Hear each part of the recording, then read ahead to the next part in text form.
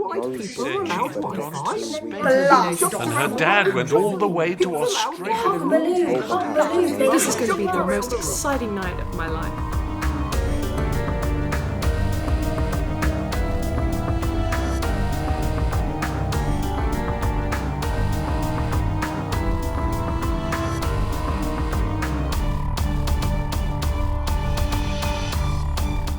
The Magic Waffle Maker by Lewis S.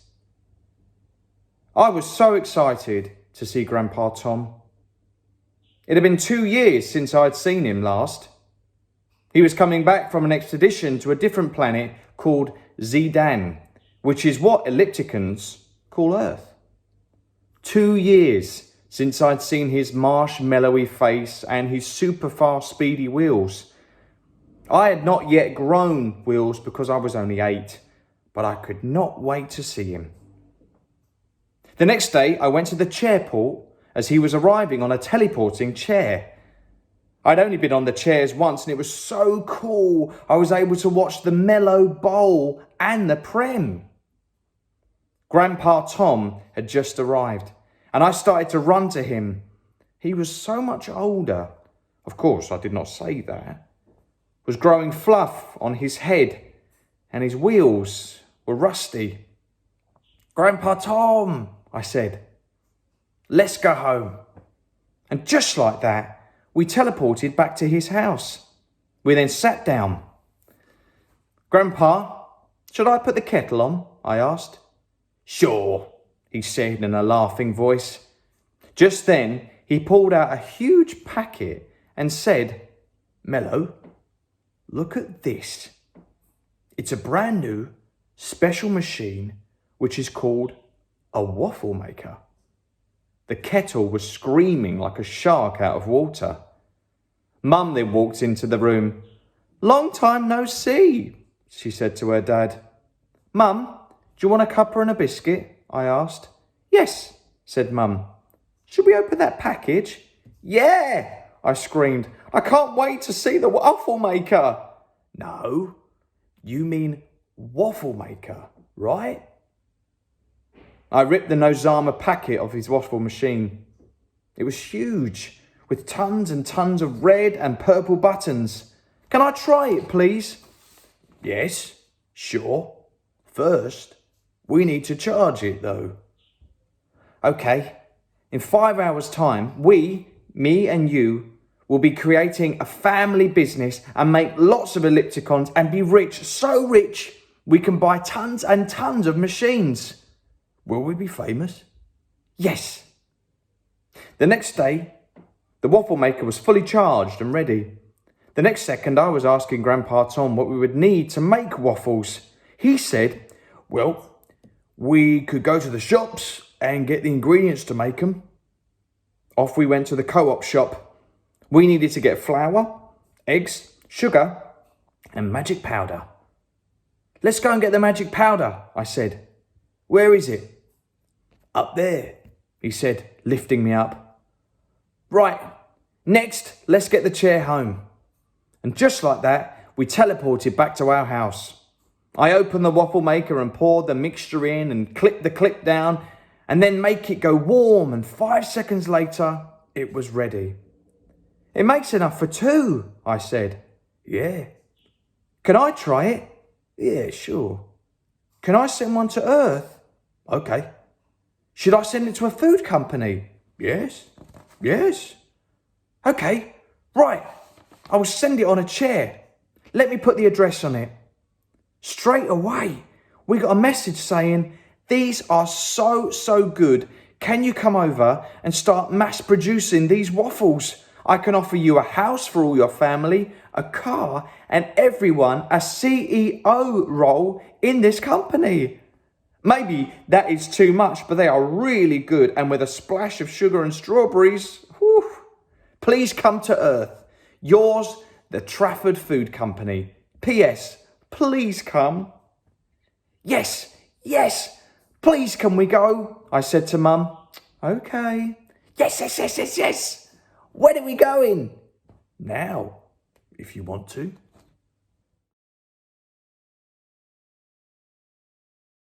The Girl That Saved the World by Elsie. I am so excited. I am about to meet the most famous astronaut on the whole of planet Zorg, Louis Knowles. I am so nervous though. I mean, he's been my hero since I was 6. What am I going to wear? I asked the dog. Bruno, I can speak to animals? Oh, don't ask me, he barks. I don't wear anything. When I walk in and I see Louis, I try really hard not to pass out. I mean, the closest I've ever been to him before is the posters on my wall. Hi, he says. I am here to offer you the chance of a lifetime. How would you like to go to a faraway planet? Like the one in Star Wars. Oh my God. I would love to go. I mean, this is my dream. This is the best day of my life. I said, all in a big rush. You are going to planet Earth. My name is Ailey Eckerlaw. I've been living on planet Zorg since I was 1. My parents and I had to leave our planet because it wasn't safe to live there. I don't look like normal people on Zorg. They usually have multicoloured skin and rainbow hair, but I have purple skin and blue hair. I also have 3 eyes. I had bad eyesight, so I had to grow another one. 10, 9, 8, 7, 6, 5, 4, 3, 2, 1, blast off! A sudden surge of speed blasts me away from everyone I've met and away from my home. It's scary that I'm never going back, but I still can't wait. I look out of the window. Bruno barks. Whoa! So many stars, he growls. We travel at the speed of light, which is like being on such a fast roller coaster. And then I see it. It is blue, planet Earth. Blue with big green blobs dotted around.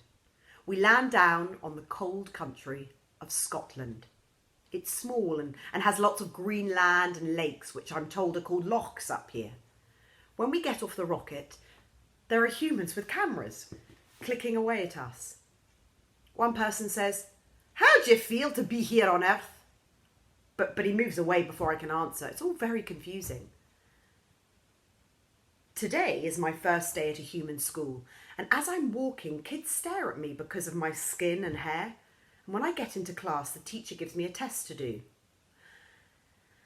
Somehow, even though there are no schools on Zorg, I know every single answer. And when the teacher sees it, she gasps. Wow, how do you know all that? There's even recite pi on it. I don't know. I just knew all of that. I make friends with some of the kids in class, and on Saturday they take me swimming.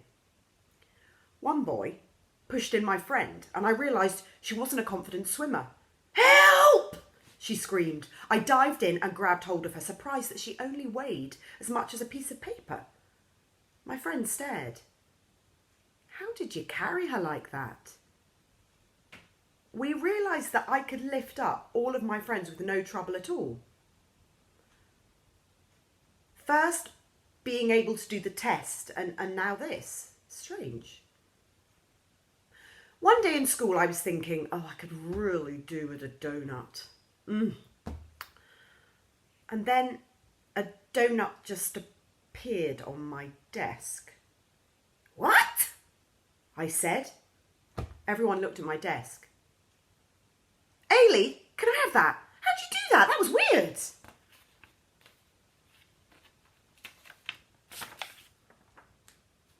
Whoa, that donut looks nice. Ailey Eckerlaw, the teacher says. What is the meaning of this? I was just hungry and I thought I'd like a donut, and then this donut appeared. Well, could you do it again? I'm thinking of a pepperoni. A pizza literally fell from nowhere onto my desk. A gasp came from the class. Wow, that is so cool. So I can lift anything up. I know every single answer without trying to at school. And now I can make things appear. Oh, and I can breathe underwater. I forgot to mention that. Today's sports day. It's my turn to do the running race. On your marks, get set, go.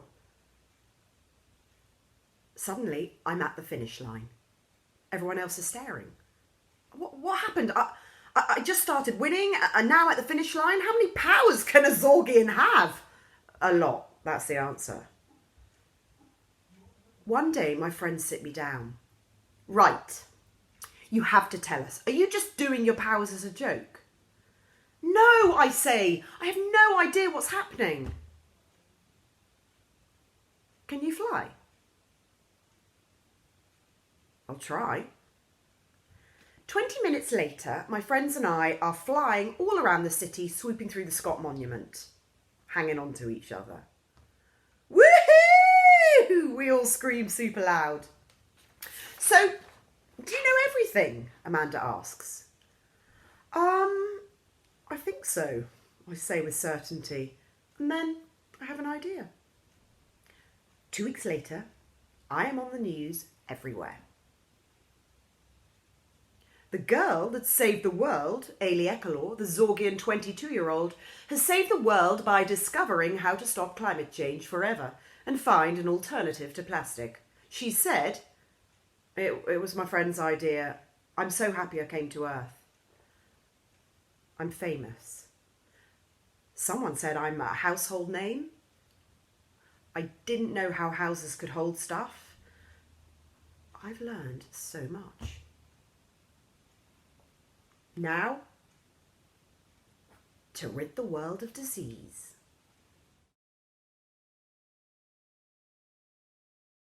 From the book Elliptica, the Book of Super Sorcery written by P7 pupils at Wardie Primary. The Last Zogtanian by Rhys L. It was the year 2150, and all the newspaper headlines were the same. The planet Zorg is blown to shreds. It was a dark day for the inhabitants of Elliptica, as Zorg was a valued ally and would be sorely missed. Nearby, in a dark, damp alleyway, a masked figure emerged. His name was Ogmont. Ogmont's eyes swiveled from right to left, scanning the area. He had long, muscular arms and legs. His hands and feet had sharp claws instead of fingers. He wore a mask over his face, and he had a sparkling diamond slap bang in the middle of his chest. A scruffy-looking fox strutted by his side. Ogmont stopped abruptly, so did the fox, and sniffed the air. All was fine. So Ogmont carried on. 5 minutes later, Ogmont was already mingling perfectly with the crowd nearby, but something wasn't right. Ogmont and his fox, Foldorf, had been assigned a mission to stop a criminal organization called TOE, Terrorists of Elliptica, from destroying Elliptica. But they were nowhere. Ogmont had hacked into their phones, and on the message it said they were going to meet up here at 12 and cause havoc. But it was already 12:10 and they were nowhere to be seen, unless they were hiding in plain sight.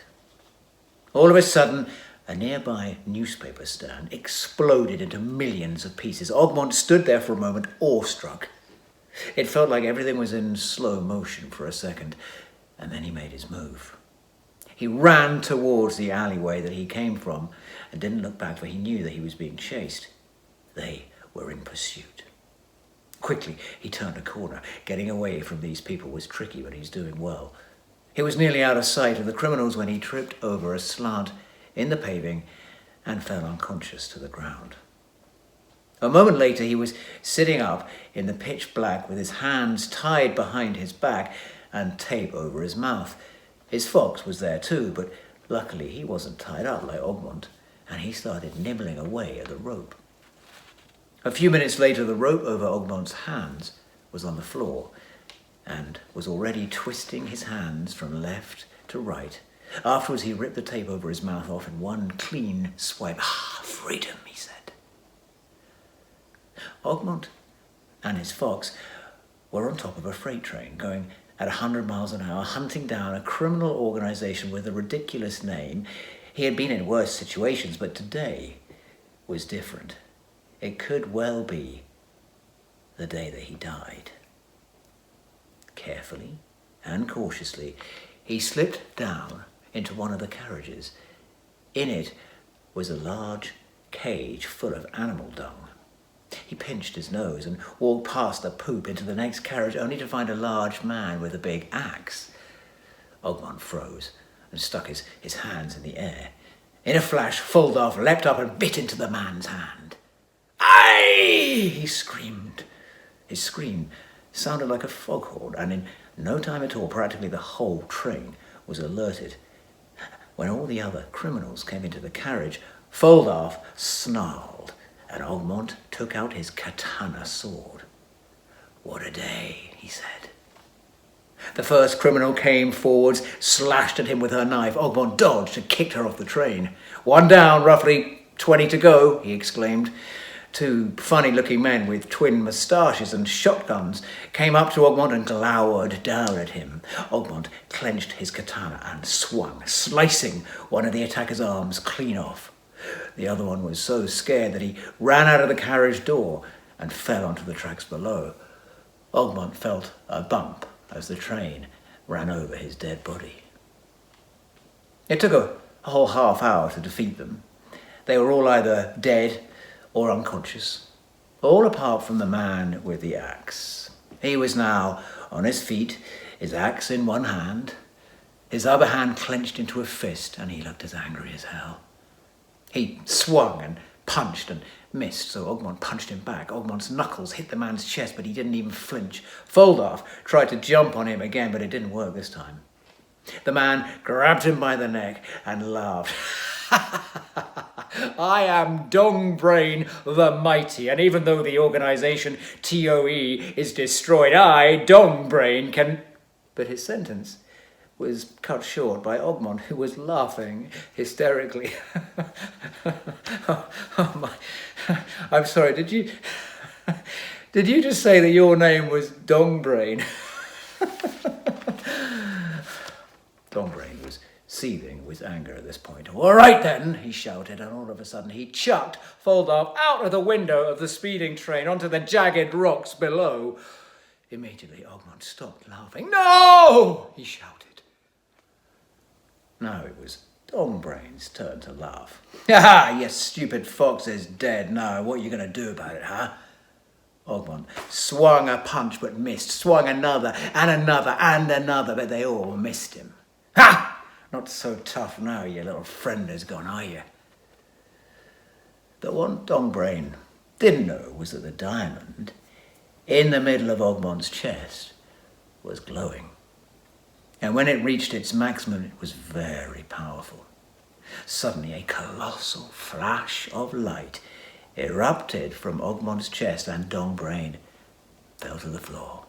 Half his body turned to ash.